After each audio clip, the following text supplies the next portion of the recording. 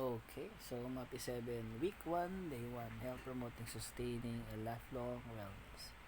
Explains the dimension of holistic health, physical, mental, emotional, social, and moral spiritual. So this is the summary of our PowerPoint presentation.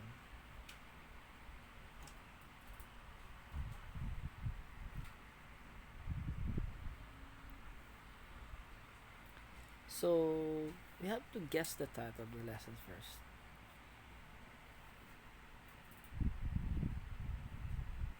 Okay, next slide. So now number one word, the first word is health. So die, men, see, and the picture on. So our title of our lesson for today is Health Dimension.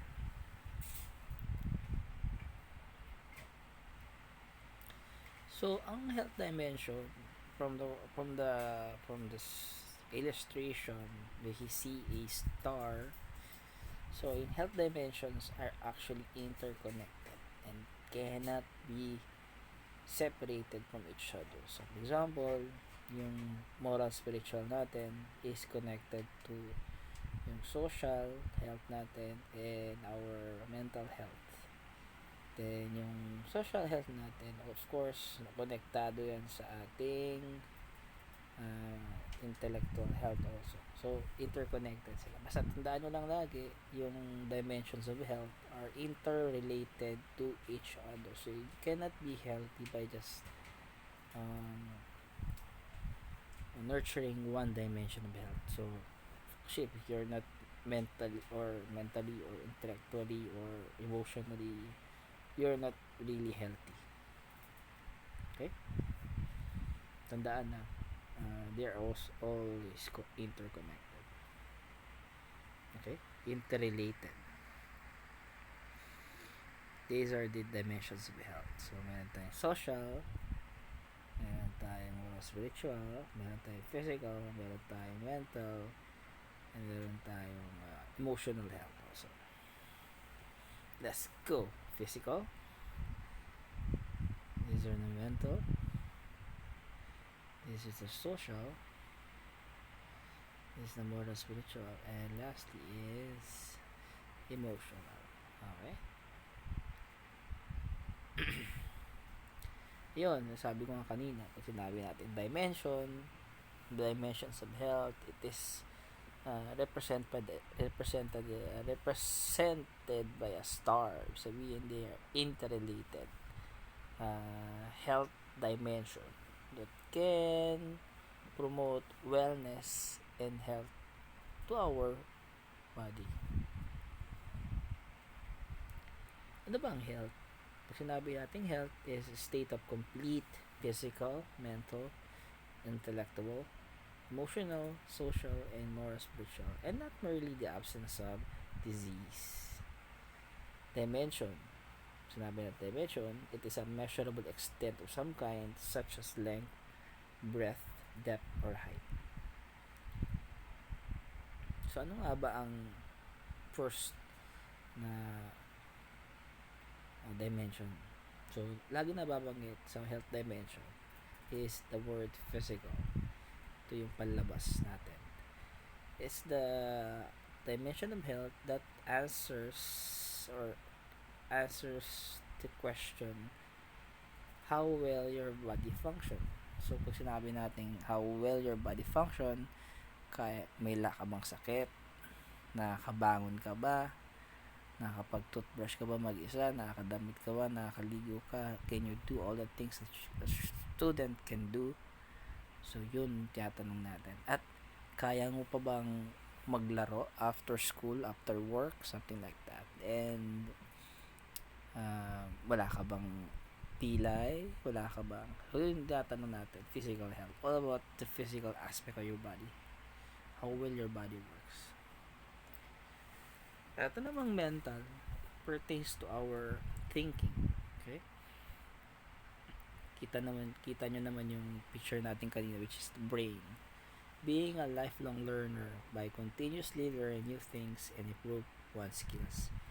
Ang mental health is something to do with studying, learning, having lots of experiences, and actually uplifting the way or level of life. So, so nag-iisip ka paano improve sa sarili mo, nag-iisip ka para maging mas maganda pa yung buhay mo. So, yun yung mental health natin. So, nag-iisip ka rin paano mapapaganda yung buhay mo. Parang ganun. Improving oneself, you go to school, you go to TESDA, you go to training center, you go to seminars, you read a book. That's all about being a continuous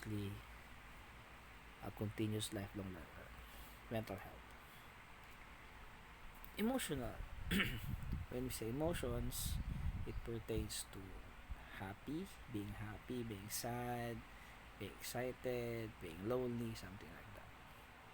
Sinabi natin emotional health, understanding and liking yourself, as well accepting and learning from mistakes. So if you do make mistakes, you have to cope with that.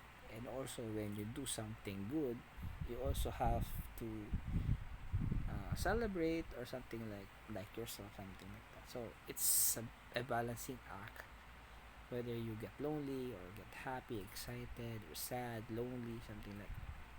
You have to understand yourself and to accept who you are and learn from your mistakes. That's emotional health. Next is the social. From the picture itself, we can define social as interacting with other people. How well you get along with other people.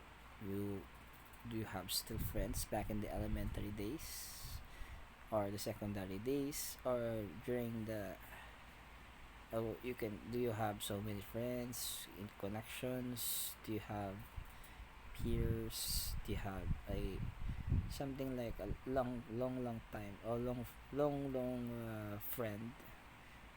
Okay, yung mga ganong mga you can also maintain certain friendship over time even though you're pair for each other, something like that. That's what social media is doing with us now, interconnecting us even though we are very far from each other. Just one click of the button, messenger, something like that, we can already connect with our elementary friends, high school friends, or even the college friends. So moral spiritual, it pertains to the right and wrong, the choices that we make, the beliefs, the principles, and the guiding path that we choose to go to. It refers to the religion, principles, personal beliefs, values, and faith. So ito yung magdidikta kung paano you will act as a human being. Can you guess what is right or wrong? Can you do the right things even though lots of people is telling that is not good? Can you do that? So your beliefs, what you believe is also what will be guiding you all throughout your life. So that's moral spiritual. Do you acknowledge sometimes you are wrong? Can you acknowledge someone is right? Can you tell which is wrong and right? And you can make decisions based on your beliefs. Okay, something like that. Moral spiritual health. Okay.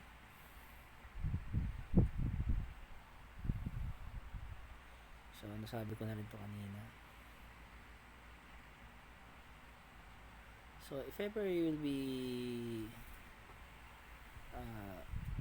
something like you have a question for me about the lesson here, you can just comment or suggest anything that you want to be discussed in the next few months or few days after uploading this one. Okay. So bye. Review lang tayo. So Ano nga ba yung mga health dimensions? So, moral, spiritual, meron tayong physical health, physical dimension, mental health dimension, social health, emotional health. Okay, and then they are interconnected and interrelated. Okay, dimensions of health: physical, mental, the social, the moral, spiritual, and lastly the emotional health. So, hope you learn something new. Comment in the comment section, and please do subscribe to our channel. Thank you.